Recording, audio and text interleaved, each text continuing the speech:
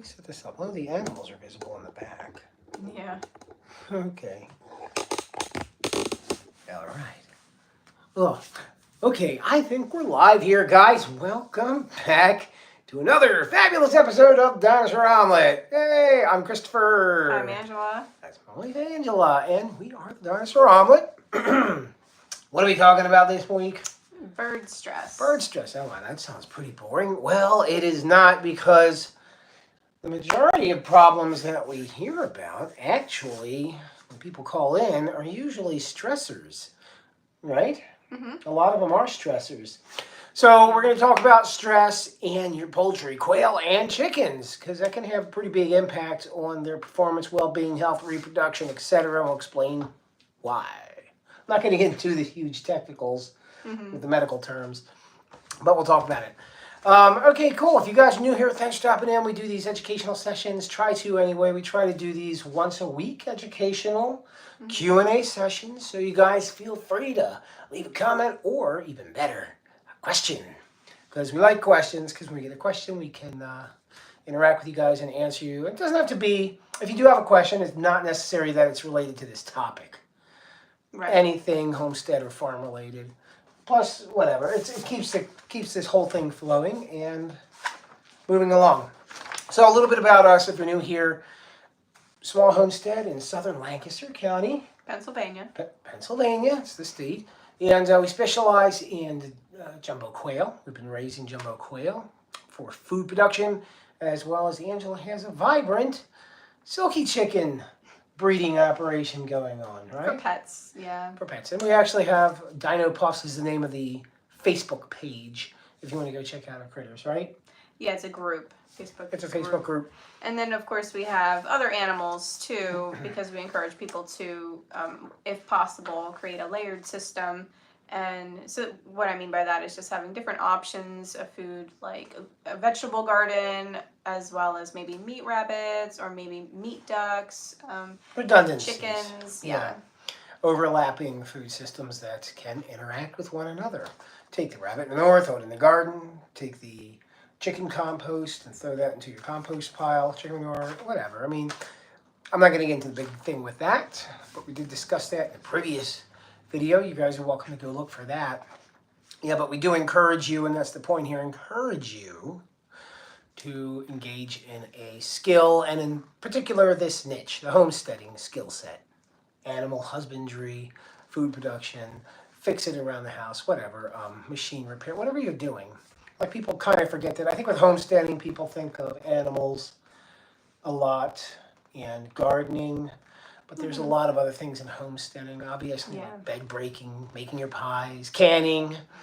Like I was saying, maintenance and repair of tools. You know, the farm and the homestead. Fencing, structures. Yeah, it's the whole thing is with self-sufficiency, you're not throwing away your lawnmower, right? You're fixing it.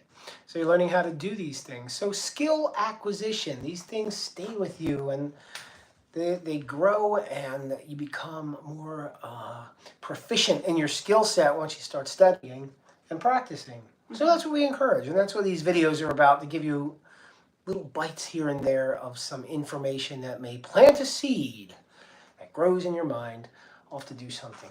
I talk so much. Why don't you say some interesting thing? I'm always blabbing. Nothing to blab about. I mean, we just encourage you guys to pursue skills and self-sufficiency. Just, it's the betterment of your quality of life in general on a daily basis. Yeah. I'm feeling a little under the weather today, ladies and gentlemen, and I almost got crushed by a tree. So, but I didn't get crushed. Yeah, well, I'm not a skilled lumber guy. What do they call them? They don't call them lumberjacks. Tree fellers, tree experts. I claim to be a tree expert. I know they grow upright. That's my expertise. Done. I'm not very good with this. So, and Richard Haynes dropped in. Hello, Richard, if you're watching. Okay, so anything else pertinent down? Oh, I always like to tell you guys, if you're watching YouTube, we're on Facebook and YouTube. But if you look at the YouTube, because I can't put this into the Facebook for some reason in the description, but if you look in the YouTube description, there's a bunch of really cool educational links I always kind of pitch that should help you out. Scroll through there. A lot of them have to do with quail and chicken. and raising your own animals. So if you're interested in learning any of that stuff, I did all the work. It's like condensed hours of education into a 25 question pamphlet. You really can't do better than that. And we know what we're doing. We've been doing this for several years, and we have a thriving group of birds. They're very healthy. We have a consistent breeding program that produces quality output. You know, that's the goal of breeding, is consistent quality or improvement, depending on what you're doing. So we have been doing that. So we're giving you that education. All right, moving on to this very important thing we're going to be discussing today. Stress, poultry stress, right? We all experience stress as human beings. What happens with stress are the physiological things, right? We have physiological effects, and so do our animals. You yell at your dog, it's a stress response. You have animals coming around and scare the chickens, there's a stress response. So what is stress? Stress is going to be a physiological adaptation or change due to an environmental disruption that's going to interfere with the homeostasis of the creature. And what is homeostasis? It's a process, and I'm going to read you the definition I wrote down. The process by which an animal's body maintains a stable environment despite the changes in the external environment. Or essentially, the organism is always seeking to function optimally, okay, at your homeostasis. You're functioning optimally. Even though you have it's cold outside, but I'm still a mammal. I'm warm. I'm maintaining my warmth. My body's going to compensate for it, so I'm still functioning optimally. And we're very, very, very complex systems. Animals as well. Of course, any biological entity is a very complex organism and complex system. But luckily, Mother Nature, when she was tinkering around making these things, wrote the blueprints for these animals to pretty much... They coast as long as they're in a healthy environment. They're going to remain healthy, and their homeostasis is maintained. However, we do have stressors that can disrupt that. Right? Why don't you begin, since I've been yapping so much? Types of stress. Ladies and gentlemen, second part of this. So we talked about stress and what that is. It's usually an environmental change or challenge that's going to disrupt the optimal functioning of said creature. Yeah, so there's stressors that happen occasionally. It's just some things that are sporadic. It could be loud noises. Maybe your neighbor is putting an addition on to their house, and suddenly there's all this construction noise. That's not a typical thing. Or maybe there's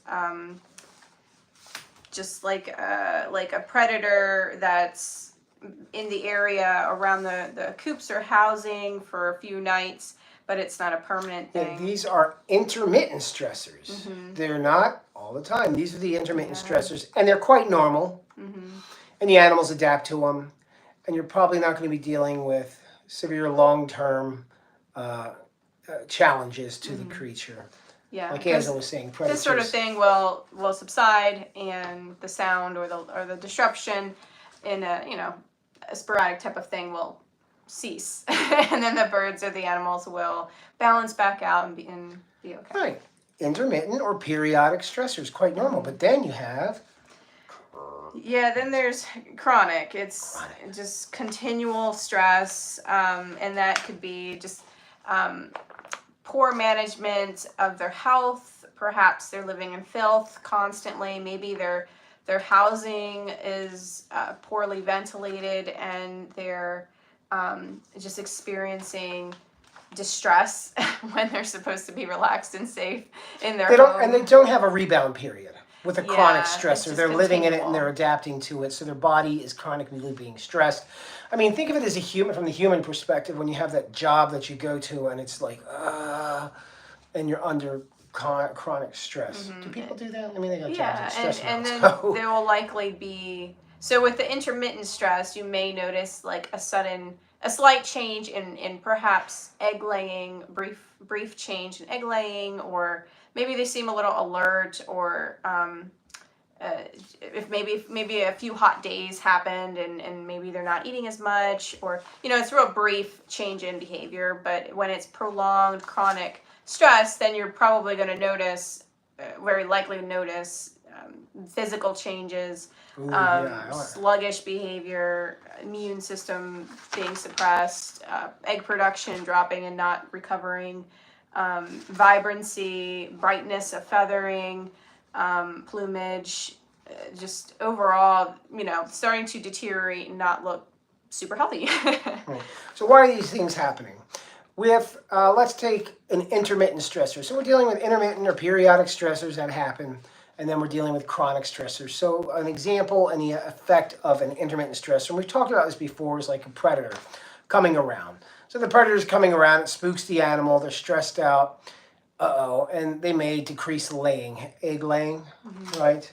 And actually, of course, their startle response, that's not going to be so much a physiological internal change, but with a predator coming around, you can get an animal startled, and with quail, bump up and break their heads, and the animals can get injured through startle.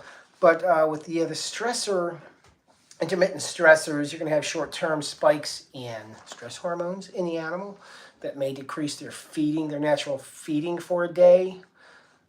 Not to be super worried about it. Like I said, these things are going to bounce back because it's not chronic, but you may notice behavioral changes such as that, very temporary. On the other hand, with a long-term chronic stressor, and what we're talking about, like crowds. If the space that they live in regularly is overcrowded, they just can't really get away from each other. Maybe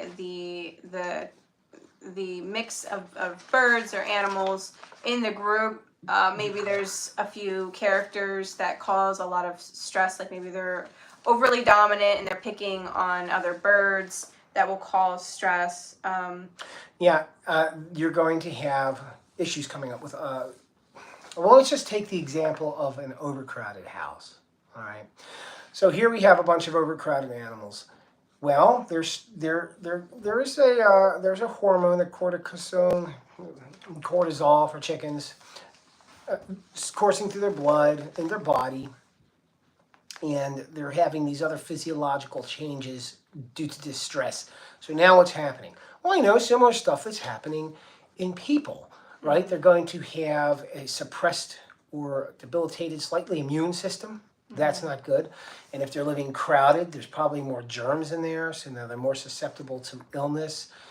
Or if they're moved to a new location, and it's temporary, but because they'll adapt to the new situation, but like Christopher said, their immune system could be suppressed, and then they may catch something that's present in the area of the new place. I think, is that Kelly? All right, Kelly, thanks for stopping in. This is we're probably doing a shorter one today, but because I'm feeling kind of crappy. But so with the prolonged stressor, so let's talk about what was I just saying? You were starting to go into the physical changes. Right. So you might be dealing with a suppressed immune system. Animals under chronic stress, their feeding behaviors are going to change. When their feeding behavior changes, they're not getting enough nutrients, which again is going to inhibit their overall health. That's a new fancy look, Chris. This is my used shirt from the thrift shop. So, your immune system in the animals are getting suppressed. Their feeding may change. Their ability to absorb nutrients is also going to be inhibited. The digestive system, just like a human being, when we're stressed and we have chronic stress and these stress hormones coursing through our bodies, we get tummy sick. Backyard always says, "Hi, Susan. Thanks for stopping in." So just like a person, we're very different, obviously, but we both have stress responses, and our bodies act in not the most pleasant ways. And we're seeing in a chicken, what was I saying? The lack of absorption of nutrients due to digestive issues. Chickens will have diarrhea, perhaps. They won't be eating as much, okay? And that's just with overcrowding. And then heat. Heat is another stress. And we just talked about heat because it's summertime, right? Yeah, they may not eat as much as normal. When they're super hot, they're going to be drinking more water because they're trying to cool themselves. Yeah, and then you're depleting electrolytes. So you're going to have an electrolyte imbalance in the chickens. Their function is inhibited. And this is where it's important for you guys. So you're trying to raise whatever your goals are with your birds. Like, oh, I want to breed healthy birds. Like, you can't breed healthy quality animals when the entire control group is in a stressed environment, a chronically stressed environment. You're going to have poor. Yeah, I'm sorry. Go ahead. Yeah, you're the breeder. The fertility will likely drop. The hens will likely lay less eggs. I mean, those are obviously the important things. Well, that's just in the context of breeding, like what Right. the stress is going to do to these animals and their output. And you have the animals. I mean, you enjoy them. You know, they're part of the entire ensemble of the homestead, but they also have a function. They're doing some sort of job, whatever it is they're doing. Maybe they're just scratching, pecking, aerating the soil. But a lot of we're raising them for eggs, meat. You may be hatching them to sell them. So then we're having these stressed environments, and we're keeping a stressed environment, chronically stressed to the animals. We may think it's fine. I'm jamming my 20 chickens into this house. But at night now it's hot all of a sudden because they're respirating. You may have a growth of mold or bacteria because of the respiration and the heat. Maybe it's not properly ventilated. The crowding itself, right. And we always talk about this stuff when we're talking about these chickens, like the crowd issue. But this crowd issue doesn't just produce pathogens, all right, and heat. It's also have these chickens stressed out. They can't find their own space. They need space, right? Yeah. They can't.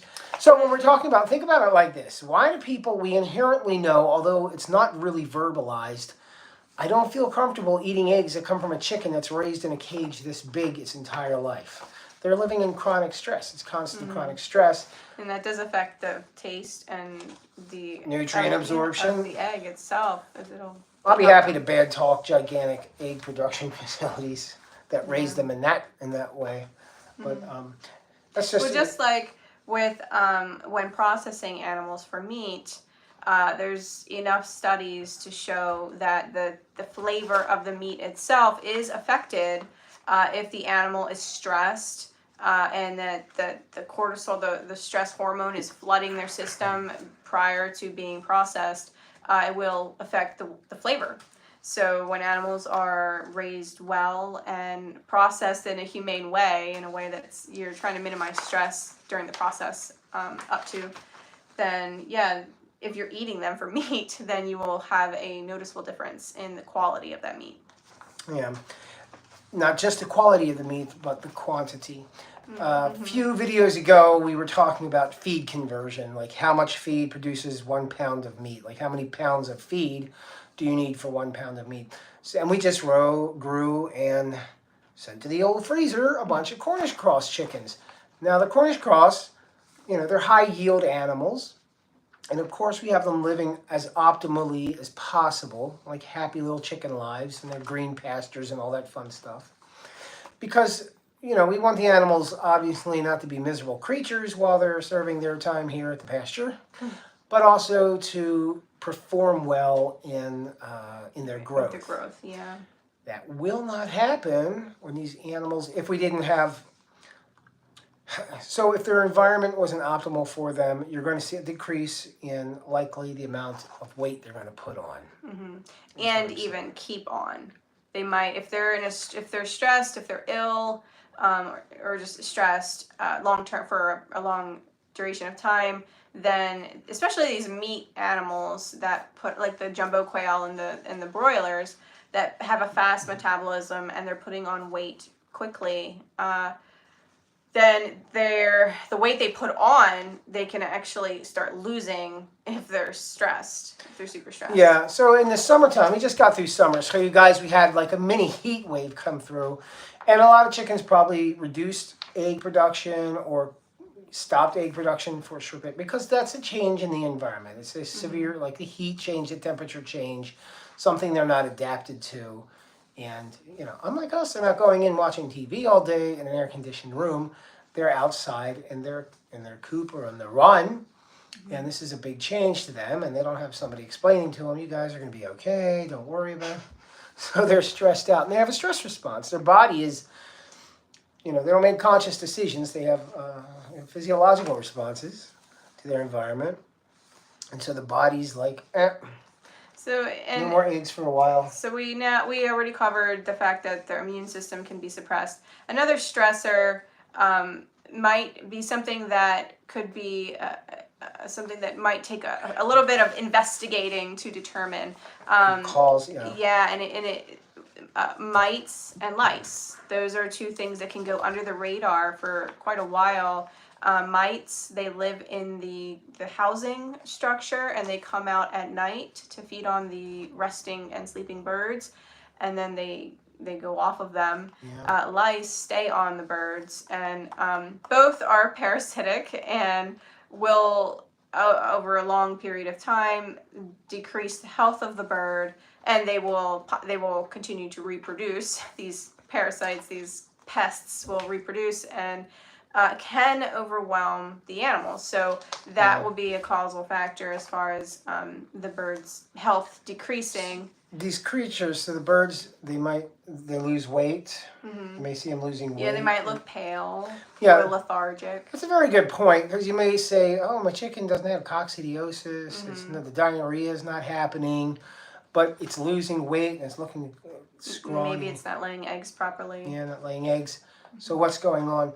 Good one. Yeah. Could be mites Mm-hmm. or bird lice. Yeah. Right? Yeah, and which, by the way, I've said this before, if you do encounter, Hey, Brad. It's Brad definitely. stopped in. Oh, hi. It's definitely. The thing pops up. Anybody who comes in here, it kind of pops up. So we're not stalking you. It just pops up. Yeah, it shows your name. It's not like the fault. It's something you would likely encounter if you have poultry, mites or lice or both. At It's some nothing point, to be ashamed of. comes It's not. from wild birds. Yeah. It's not like, because there's people who really clean well their housing and stuff, and then they'll still get it, but because it came from the wild birds. So anyway. So we were talking about stressors. So environmental stressors, I'm going to go over some examples because I want to move down to the physiological stuff. So we talk about predatory threats. Predators are natural. They're going to be coming around. And especially this time of year, guys, if you live in an environment like ours, which changes from summer, fall, winter, we're going into winter season. And what's going to happen is the predator's behavior changes. They're now going to be looking for food elsewhere as the food starts to change. There's no longer the abundance there is in summer, and that's when you have new critters coming around in the winter. We see that every year, right? Yeah. I mean, pretty much. We don't see, all of a sudden, Mr. and Mrs. Possum come along, God bless them, and then Mr. Raccoon comes along because there's no food over in Raccoonville anymore. And because the wild animals are no longer making babies. So unfortunately, the way nature works is, yes, babies are helping the populations of these wild animals, but they're also, as far as keeping the populations up, but it's also providing easy meals for other predators, and they're not there anymore. So, obviously, predator-proof stuff. But be aware of that, because if you're having a decrease in production or your animals are looking spooked and kind of huddling into the hutches again and their behavior changes, it could be a predatory stressor coming around at night because of the change of seasons. Just like, people, they get the mice coming in the fall. All of a sudden, you have mice in the house in the fall. Isn't that normal? Yeah. Like it starts getting cold out and the mice start coming around. So predatory threats, new birds. Angela mentioned that, I think, earlier. You're bringing new chickens into a flock. Mm-hmm. That's a temporary stressor, unless it's a bad bird. Yeah, or if it's not really done, the transition after the quarantine or separation period, the transition to putting them together, if it's not done well, or if there's not enough space for them to get away from each other, then it could end up being a prolonged stressor. Looks like is Steve. I've had both possums and raccoons visit me at night in the last month. Wow. That's Steve. That's terrible. Well, I don't know. I feel bad because they're cute little animals, and she won't let me keep one as a pet. Oh my gosh. Every time an animal comes around, I want to keep. But yeah, they're going to start coming around. Yeah, that's funny. He already had some. Yeah. As long as your hutches are secure. So we've had raccoons, mental cases, crawling all over the quail hutches, scaring them, and.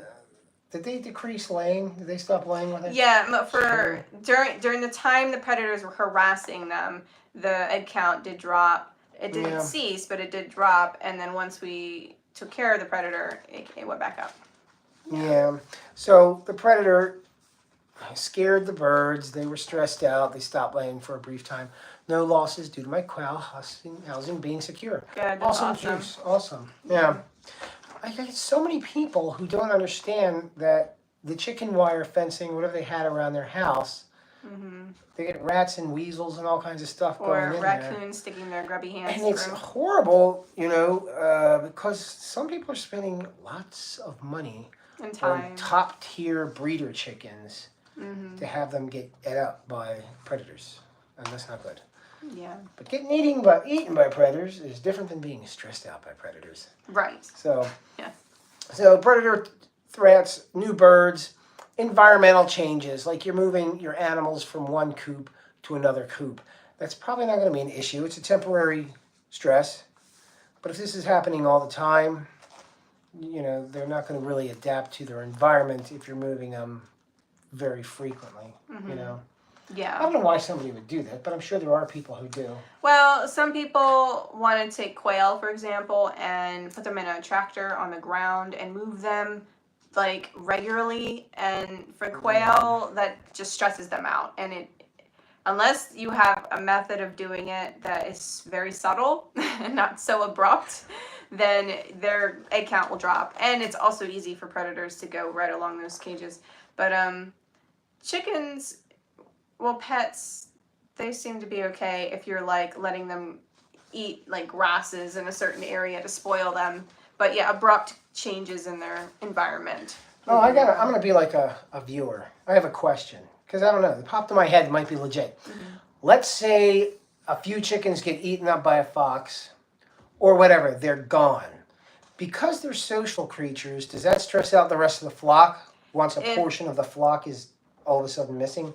Well, two things. If the predator went into the housing area or the area that the whole flock was in, like it didn't just pick off a few chickens on the edge, it went into the area and traumatized them, then yeah, that's going to cause an abrupt, that's an abrupt change. Well, they're in the house. They may stop laying for a little bit. If there were friends that were removed from the flock, like there are birds that definitely within the flock bond with certain ones, and you'll see them, they preen each other. They'll go to the ones, you'll see them spending time together, or they'll preen their feathers, and they just do that with the ones that they really bond with. So yes, that can emotionally depress them if their buddy's gone all of a sudden. Oh, well, something kind of new. I figured that would happen. Yeah. Because they kind of hang out with each other. Humans, we think animals don't exhibit these kind of traits, but I guess they do. Yeah, they're very social. All right, overcrowding, we've kind of smashed on that quite a bit. I don't think we need to keep talking about that. Don't mash them together. Poor nutrition, inadequate nutrition, inadequate nutritive needs. So, I got to do a debunking video on this thing I saw on, guess where? The internet. I have the internet here at the house. So I was watching a how to feed your chickens video, and this guy is feeding them nothing but beans and we call it macaroni. Oh. Right? Beans and macaroni.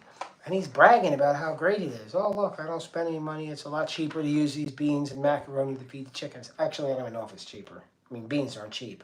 But whatever. But no, that's not meeting the nutritive needs of the chicken. It's getting it calories.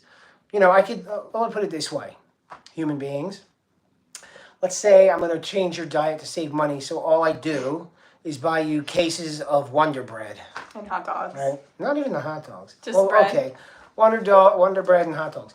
Okay, you're getting filled, you're getting calories, you're probably not going to perish, but... You may not be as energetic as normal or bright. Like your thought process may be a little sluggish.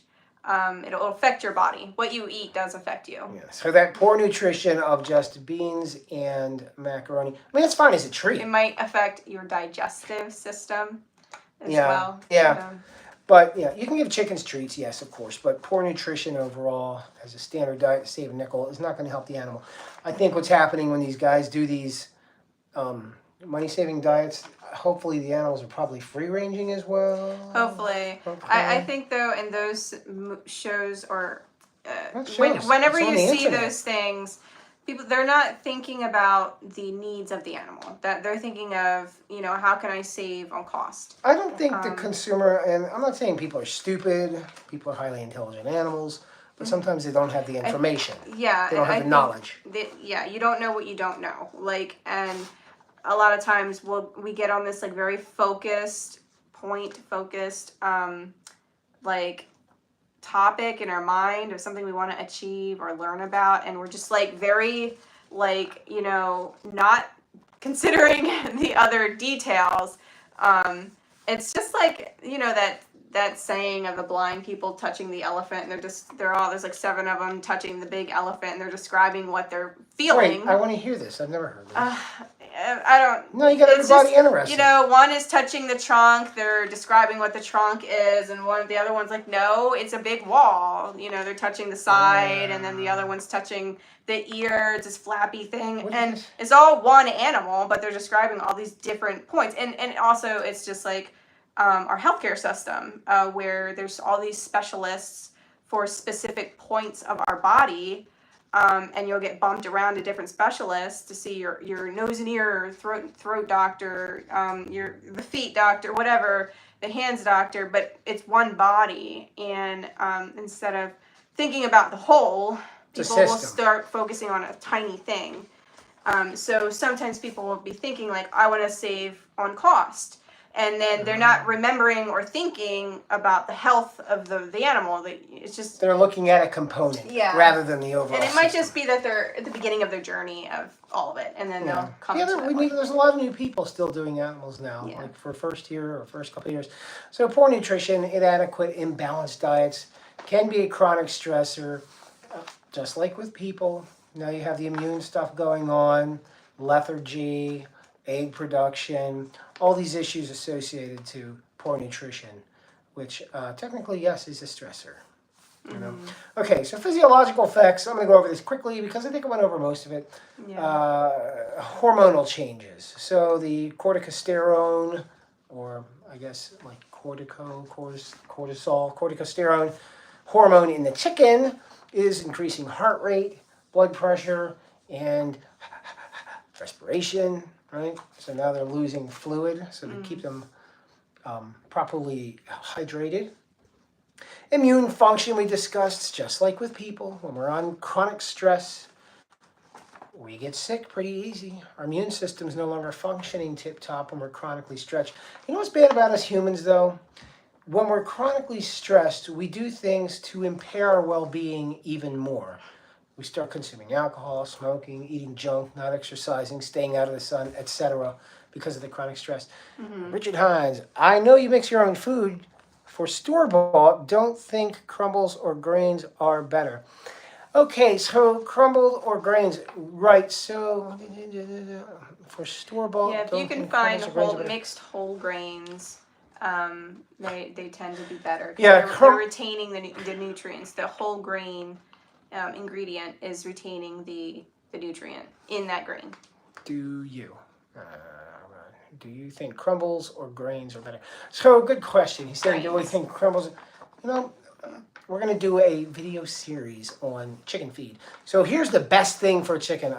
So we do make a feed. However, it's better to feed your chickens what chickens are designed to eat, which means bugs and all the nice wild stuff that's out in the grounds, what they're adapted to.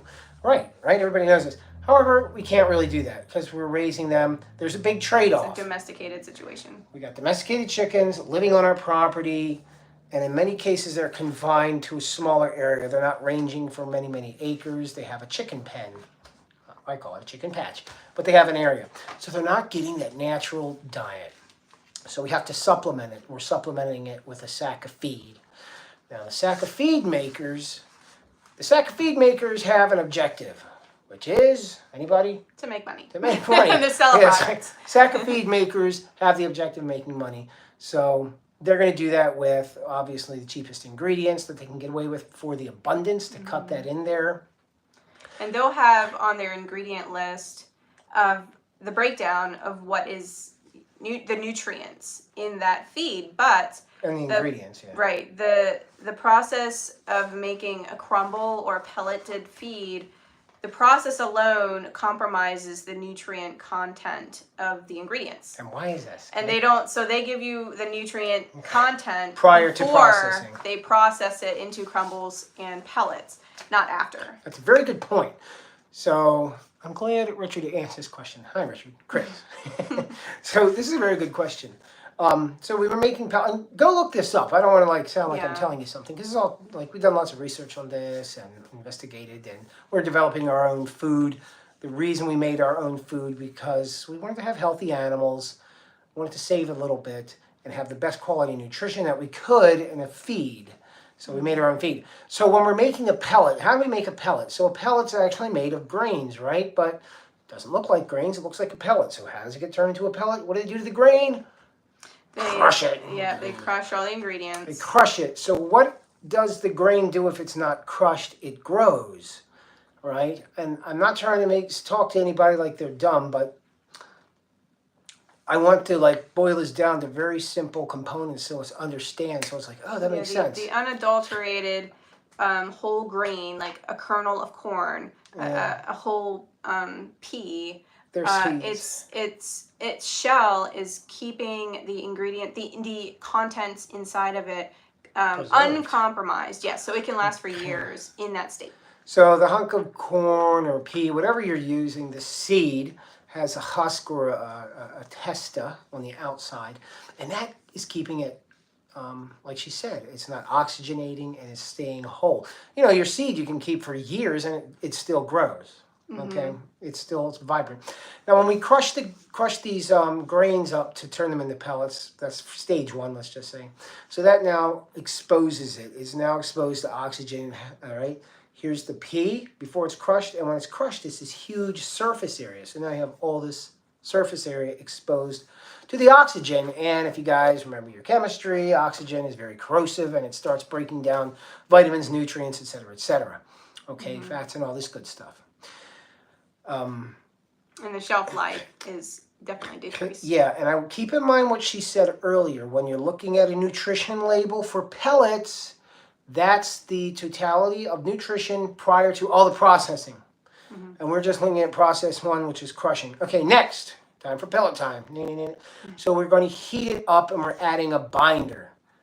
I'll get to you in a second, Kelly. Let me finish my own. So when we're making the pellet, now we're heating it up. Right, and we're running it through a machine, and we're putting a binder in it. It's a lignin, which is kind of like, actually, it's made from paper. And there's other binders. There's synthetic binders, which are a little cheaper. There's natural binders. And when I say binders, it's just what it sounds like. It keeps it into a shape. Right, into a pellet shape. So when it's in a bag, it doesn't crumble into little pieces. So now it's being heated, like Christopher said. It's not only being crushed and exposed to air, it's now being heated, which heat also affects. Heat's going to compromise the vitamins, nutrients, and the fats in there, of course, obviously. All right? But again, the bag has a pretty chicken on it, and everybody looks happy.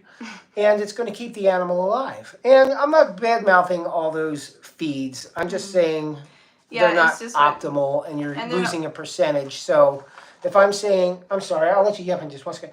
If I'm saying you're getting 100 amount of X prior to processing, and then when you're feeding it, the animal's getting 78, amount of X.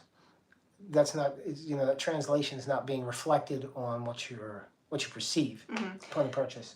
And then also with the packaging, putting the feed in these pretty bags off site, obviously it's not at the store, then being moved to the store location. This is a long period of time, and sometimes that feed is many months old by the time it gets to the store. True. The stuff's been oxygenated for months. If you are wanting to feed your birds the best you can, you're wanting to know the best quality, then if you can find whole grain feeds where the ingredients are intact the most as possible, then they're going to get the most nutrient from it. Now, however, if you're, you want to feed them a pellet or a crumble, we're not saying don't feed them a pellet or a crumble. We're just explaining the differences. And I'm sure plenty of people have healthy animals who eat the pellets and crumbles. But yeah. Yeah. The other thing with just popped in my head, the binders and the pellets and the crumbles, the binders. So they also act as like a what's called anti-nutrient. They prevent some absorption of some nutrients in the digestive tract of the chicken. And the last thing I'll say about feed of crumbles versus whole grain. I think people are apprehensive about whole grain because they personify the chicken. And a human sees a hard shell on a piece of corn or another seed or something or a dried pea. They're like, why? How can an animal eat They think it's too big. So, yeah, but the chicken's adapted to eat that stuff. Mm-hmm. They have a gizzard, it sits in there, it goes into their crop, it starts getting moistened, it goes into the gizzard, right? And it gets ground up with stones. So they're very well adapted to eating those hard grains that we don't think seem appealing or appetizing at all. Now, I will just add one last thing. Angela ferments the feed, soaks it, and it makes it much more appealing. The smell is more appealing to the animals. All sorts of yummy probiotics. And it also, when you ferment food, like when you eat a fermented food, the lactobacillus do these metabolic processes and their digestion before you eat it, produce a lot of other nutrients. So it becomes more nutrient dense. Yeah. So Kelly asked a question. A couple, there's more than one. Oh, okay. I miss everything. I'm using my highly sophisticated. Kelly said, random but freaking sparrows got in my shed, and now I'm concerned they're giving the dirty bird germs to my quails. Anything I can add to the water to keep the contagions down? And Steve said the same with human food, right? Yes. Yes. The human food is not fit for humans. Yes. So will the bird give your birds disease if they have a pathogenic load? If a pathogenic load is exposed to the animals, sure, yes. So that's why there's this concern. I'm not. Don't be freaked out. So. Yeah. If you want to do something, then I would encourage like electrolytes or something added to their water for a couple of days to boost their immune system. They're probably already healthy, but that just gives them a little bit more. If it's not a ton of birds, you could add Vetrex. It's a natural oil. It's like rosemary oil. It's kind of like Vicks comparison to us. We use Vicks for like respiratory stuff. Vetrex is a really good natural type of remedy to boost their immune system and boost their respiratory system as well. You just put a little on your finger and then just swipe it on their nostrils, and they'll feel it just helps them. You can do that whether they're ill or not. I think the issue with the birds getting in is I'm sure you have nothing to. It's probably not fine. I have my disclaimer at the bottom of this video. I'm not a veterinarian, nor am I giving medical care. However, with one bird, probably not a problem. If they frequent the area, you're going to have a higher probability of contamination, like she was talking about with lice coming in. So people parasites. think like my chickens have lice because I didn't keep the lice are coming from other birds. Yeah. Right. That's an outside. Did she say another? She said, did he already answer that already? I guess we go ahead and just answer that. But yes, thank you for the questions. And Richard, thank you for the feed question. I hope that wasn't too much wording for such a simple question. For people food. The reason I'm so wordy is to give you useful information and not just some stupid. We don't want to give you like some quick answer. To boost the immune system, oregano oil added to the water or dried oregano sprinkled over food and the floors off. Yeah, that's good. It makes it smell like pizza in that place, which is even better. But yeah, with people food, there's a comment about that. Absolutely, if you want to be healthy and like give your body what it needs, then do what you can to limit as much as possible eating foods that are pre-processed, that are in like plastic containers. like, produce, and hopefully, I mean, if you can go to farmers markets, that's even better, because if you can get foods that aren't sprayed with chemicals, and then also just the whole grains and natural types of foods. I mean, you're really good with, I don't know if you wanted a couple If examples. it comes out of a bag that crunches, it shouldn't go into our lunches. Not too wordy, easily understood info. Okay, cool, thanks. Yeah, we've done a ton of research when we were developing our feed years ago for homes. Somebody mentioned, oh, do you sell that? I could use some of that. Is it good food? And yeah, I mean, the food we make, we add Fertrell NutriBalancer and breeder supplement to it. I mean, it's packed with, that's not just a selling point. We do that because we really want to have some beneficial nutrition for Angela's showbirds. And I mean, I feed our laying everybody chickens eats and our it. ducks. She mentioned that her duck house does smell like pizza.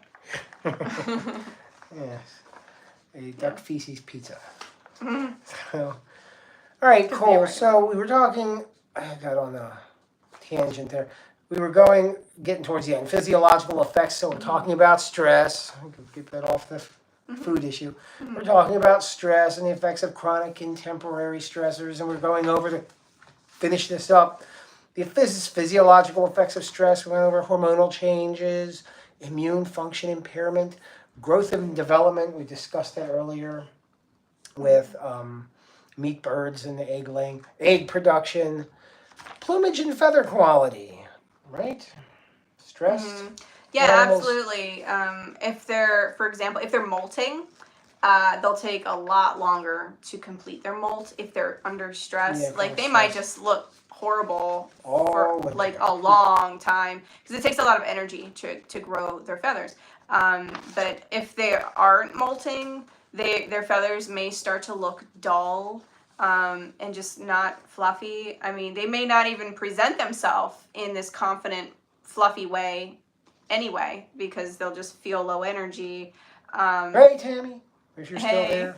Yeah, I mean, when you think about a person, or a dog or something, chickens are like this too. If they're stressed, like, the creature will tend to feel like smaller.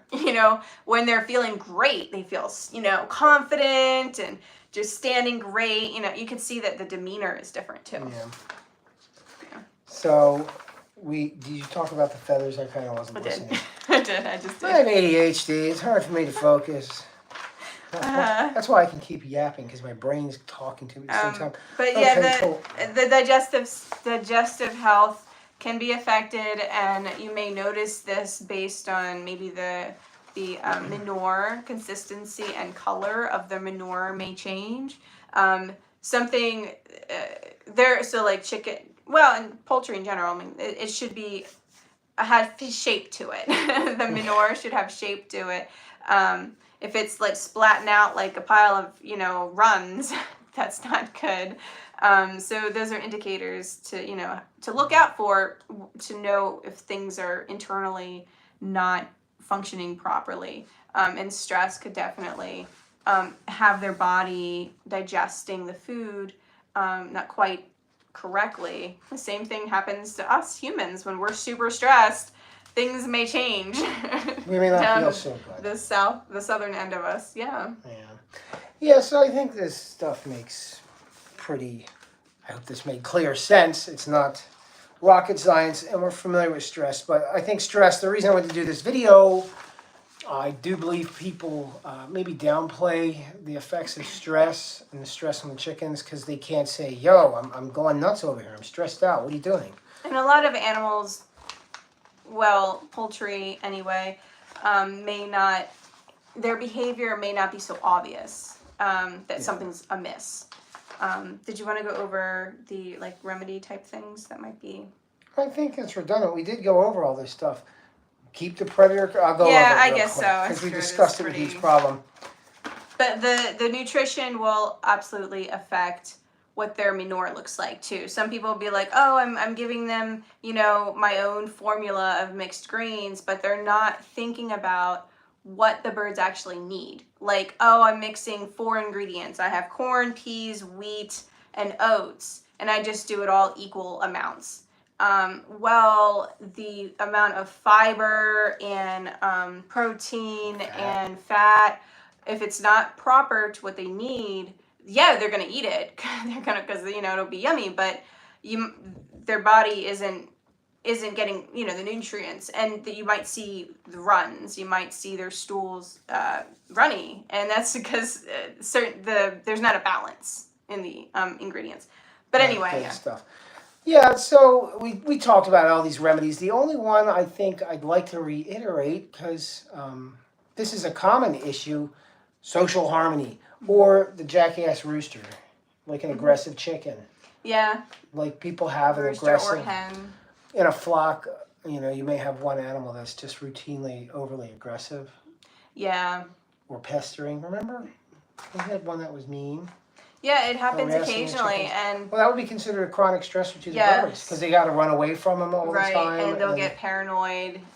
So the situation is, you got a flock of hens, you got one rooster who's not really a good rooster. But it could be a hen too. Or it could be a hen, but in this case dominant. this case it was a bad rooster. And we chase around the hens and pester them and not leave them alone. Just specific. He was real sweet with everyone, and all of a sudden he got this like obsession with not liking 2 hens, and then it's stressful. So he's no longer with us. This would be pretty blunt, because I don't tolerate temperament issues. Yes. So that was one issue. Was the flock cohesion is a potential stress issue, and it's common enough that people see that pretty frequently, where they may have one aggressive animal that's causing disequilibrium amongst the other animals. Yeah. Okay, cool. I think that just about sums everything up on this subject. I thought I was going to keep it under half an hour, and here it is an hour. Again, 50 minutes. That's funny. I almost got crushed by a tree today. That was the beginning of my story, and I was kind of tired, but whatever. I hope this information was useful. I hope it didn't seem like too topical or nonsense issue, because again, I do believe the stress is overlooked. And the stress, when I say stress, I mean stressor, environmental stressor, and they come in a lot of forms, but sometimes we're not aware of them because we think the chicken's adapted to its environment. Oh, they're fine. I got 50 animals living in this tiny house. They seem okay. They come out and they're still alive. Well, they could be much more alive and much healthier if the numbers weren't so high in that ratio. Or maybe you clear cut an area one season and now they have this full direct exposure to the sunlight they're not used to. It's a change, and now it's hot. So there may be a temperature, things like this. And the performance and the health of the animal. You want them to be well. You want them to perform well. Breed healthy offspring, right? So eliminating these stressors will help ensure that. And unhealthy birds can produce unhealthy offspring. Yep. Like they will adapt. It'll affect the DNA, the genetic makeup of the offspring.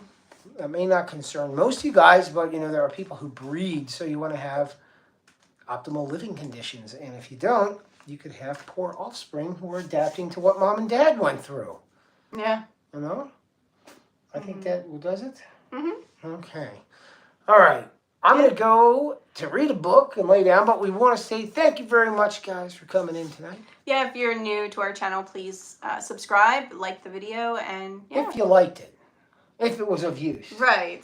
Yeah, don't just hit subscribe on everything. I don't do that. Oh, you're welcome, Susan. Yeah, and Facebook people, we have a YouTube channel if you want to go check that out. We usually put on something useful, like not just live videos. We try to do one at least once a week and some fun stuff. There's lots of videos of my pig over there. Yeah, guys, really appreciate you coming in. I like doing these. I like getting questions, especially like answering stuff that is of use. Like I like talking about that feed because people don't realize that. I didn't know that until I really started learning about how they process that. And I did want to mention about the feed. So there's also like mash feeds where it's like crushed grains essentially. Now, if you go to a feed mill, not like a box store, but a feed mill, they are taking these whole grains themselves and then crushing them themselves. And if you're wanting to buy a mash or a crushed grain for whatever animal you have, that food will be fresh because they just crushed it, and it won't be like sitting around. Well, it likely won't be sitting around for months and months and months and oxidating and just losing its nutrients. There's a big difference in quality when you go directly to a mill versus going to a box store. Yes. Just wanted to mention that. Yeah, the feed mills get local stuff. We get our local grains here. Okay, well, I guess that does that. Yeah, thanks again, everybody, for watching. And yeah, stay tuned for more. Have a beautiful weekend, right? Enjoy the weather wherever you are. Anything else coming up? No, I think it's in the holiday time. All right, I'm jamming my face up here to say goodbye. Bye, We'll see you guys. everyone. Bye. Bye. Oh.